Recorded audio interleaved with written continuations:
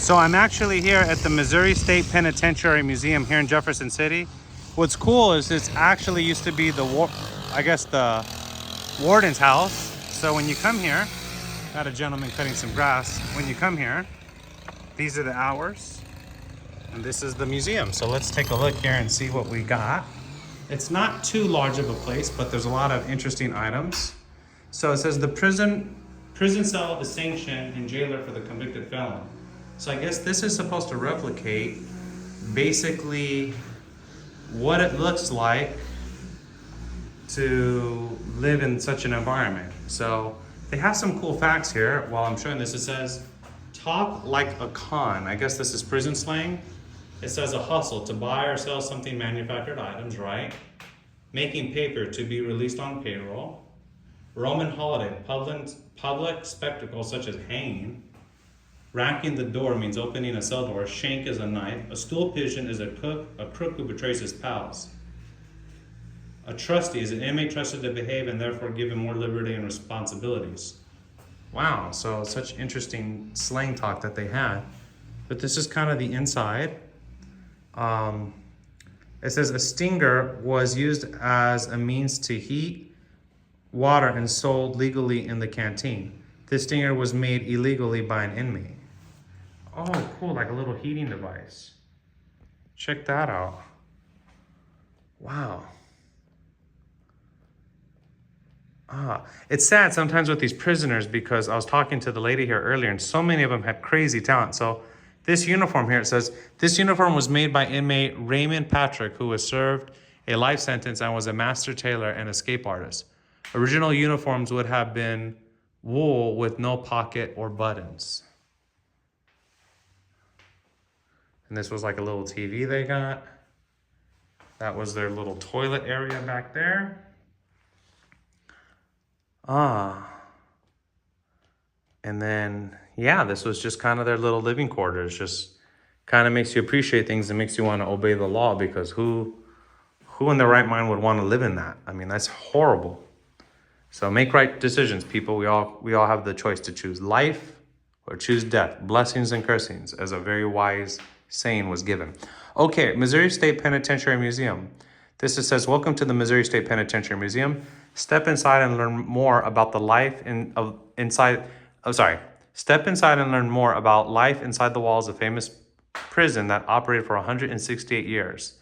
See Missouri State Penitentiary memorabilia and read compelling stories of the history. Okay, let's take a look here. So this is the inside. Just gonna do a kind of a walkthrough, and it's $2. So I was filming earlier, but I'm gonna try to give you guys a walkthrough tour. So you come here, this is the front. We come here. These are line sticks and billy clubs. It says these items were used up until the 1930s as a standard defense items issued to high-ranking staff. Okay, so this is what they used to protect themselves. Some of these look really, really nice. Like, they look very artistic. And these are officers' whistles. You know, the whistle hasn't really changed much in it since its creation. These here are batons used by staff members as defense items. So these are batons. And these are various restraints and handcuffs, as well as a set of hand-forged ball and chains. Okay. Ball and chain. And locks. And these are batons. This is interesting here. There's an item here that says, the organ boot was a very heavy restraint with one part screwed into the heel of an inmate's shoe, then fastened around the leg, making it very hard to walk. This boot was obtained from Warden Harold Sweenson and given to Mark, I don't know how I say his name correctly there, but... Schreiber. Schreiber? Uh-huh. So how did that item work? It was like put on a shoe? Yeah, part of it... Uh-huh. The piece that you see here in the front... Yeah, sure, go ahead. Would be turned. This is actually the bottom that's up. Oh. The foot would go down in there. Okay. And then you would put the foot in the boot. Okay. This big piece. Okay. Would go around the boot. Oh. And then see where the holes are. Right. Screw through the boot heel. Oh, into so it. that probably weighed at least, what, 10 pounds? Oh yeah, it's very. Oh no, it's More? probably more about 40 pounds. Oh, yeah, so that's really hard to walk on. Yeah. Okay. Yeah, that ring is lead. Oh, it's lead. Yeah. Oh, I didn't realize that's, okay, so that's very heavy. Mm-hmm. Cool. Gun case from guard tower number 10. Okay. That's the gun case. It says prisons became small communities. Inside the walls, famous and infamous men and women lived out their lives, some for a few years, others forever. This just talks about some of the things they did. So let's see what we can find inside. Okay, so when I come in here to the left, you come inside here. This is kind of the warden's office. What's interesting is the real nice lady in front was explaining this piece here. This clock was created by an inmate who did life because he was mad at the bank. So what this maniac did was he killed the banker, his wife, and the banker's daughter and was given 3 life sentences.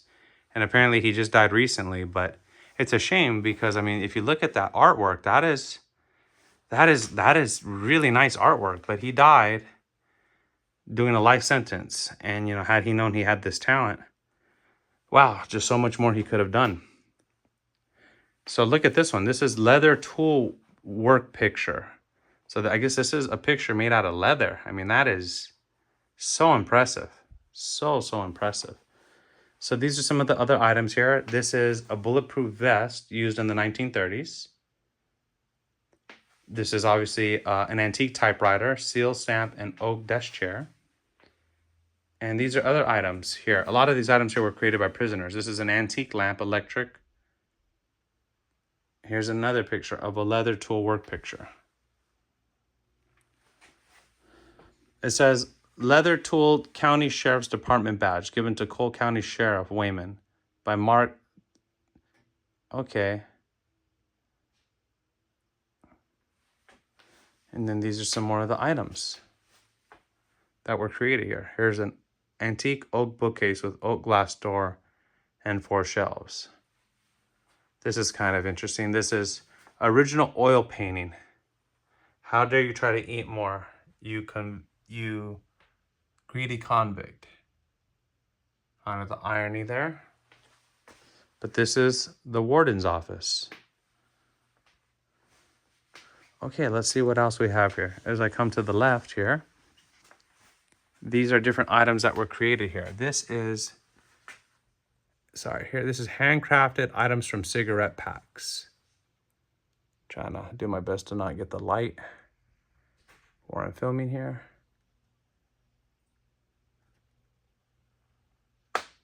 So kind of wild to think that these were all created from cigarette packs. As you come down here, this complete set of dominoes and wooden cup were handcrafted by inmates. I mean, such skill. I mean, to make this is not cheap stuff. This was a fish that was created by an inmate. I mean, look how creative that is. I feel like if that was in some like art collection, that'd be a, I don't know, $150, $200 piece. But that was created by an inmate. These are other items here created by inmates.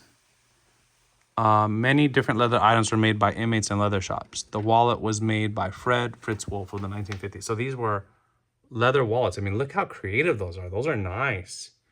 Again, created by inmates. So some of these guys had such talent. This is an interesting one. It says these dice, if you could see them there. These dice are made out of toilet paper made by an inmate. Gambling was illegal, but that's dice made out of toilet paper. And these are some toy horses that were carved by inmates and given to William Ambrose as a young boy. Oh, very creative. If you come down here, there's more stuff. These are hand-carved figurines created by an inmate. It says these dollies were hand-woven by inmates and then sent home to family. I mean, look how nice that is.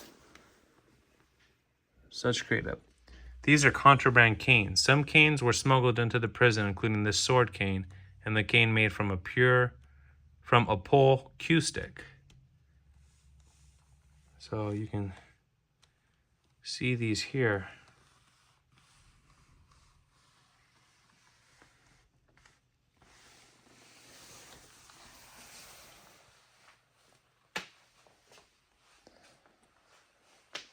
another item that was handcrafted by the prisoners here. That's part one. Let's go to part